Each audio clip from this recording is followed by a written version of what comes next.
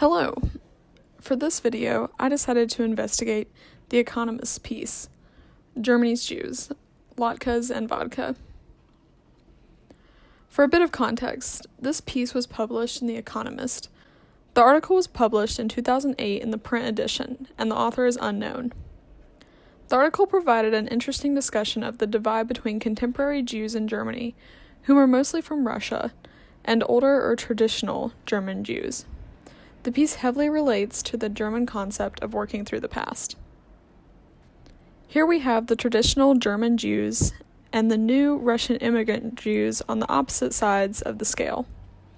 The article paints a picture of both groups trying to outweigh the other for power and dominance in the German Jewish community. First, I will discuss German Jews and the relation with immigrant Jews. German Jews who survived the Holocaust in Germany or in exile had, and still have, an ambivalent relationship with Germany. There was a guilt of surviving and or staying in the country, and many Jews retreated to live in a ghetto post-war. In 1991, several monumentous historical events occurred. First, the Berlin Wall fell. Next, the Soviet Union collapsed. These two factors led to a large influx of Jews from the former Soviet Union. Now, in some parts of Germany, immigrants known as the Russians make up 90% of the local Jewish population. There is a division in opinion on the influx of Russian contemporary Jews. Those in favor believe without the immigration of Russian Jews, the future for Germany's Jews would be quite dark. However, there is a strong faction against the immigration, saying that Germany's old Jewish heritage is gone. According to them, the memory landscape, a collection of memorial sites, cultural centers, etc., is being crowded by people who don't know the full story. The article also discusses how those against believe the immigrants are in search of prosperity and material help from the state and community and are not real Jews. One factor playing into this division of opinion is the varying beliefs of the validity of Russian Jews' Jewishness. Orthodox Jewish communities believe that only a convert or a child born to a Jewish mother is Jewish.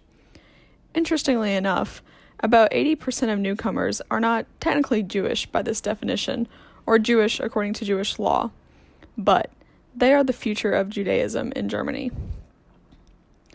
This is a graph I constructed with population data from the article, which shows the concrete devastations of the Holocaust on the Jewish population. Before the Nazis came to power in 1932, the Jewish population in Germany was about 600,000. By the end of the war, the population was only 25,000. By 1950, it was only 20,000. Of this, only 8,000 were native German Jews. By the 1980s, things began to look up.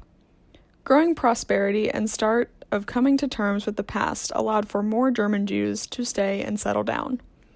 Into the 90s and early 2000s, there began a rise of Jewish assertiveness, with community members actively speaking out against ideals that they deemed anti-Jewish. Moving forward, the future of the relations between traditional Jews and immigrant Jews is unknown. An interesting belief held by traditional Jews is that most immigrant Jews suffered not under Hitler, but under Stalin. Furthermore, there are cultural divisions between the two groups. Each year in May, when Germany solemnly commemorates the surrender, the Russian war veterans walk around in their military decor to celebrate the victory over Nazi Germany. On the date of surrender, in a 2015 speech, Foreign Minister Frank-Walter Steinmeier said, "The hand that you reached out to us, we will never let go of. It is precisely we, perhaps even more than others, who must today take on the responsibility for the preservation of a peacekeeping order." I believe this is an interesting quote to keep in mind as we discuss the connection to the German concept of working through the past. The article mentions that most of the cost of running Jewish synagogues, schools, libraries, hospitals, etc., are provided by the German state as an atonement for the past. To me, this is a concrete example of the German willingness to repair the past wrongdoing to the Jewish population. With the influx of immigration, however, German Jews report that Russian has become the language of choice in these spaces. But Real German Jews still monopolize the leadership of Jewish communities everywhere in the country.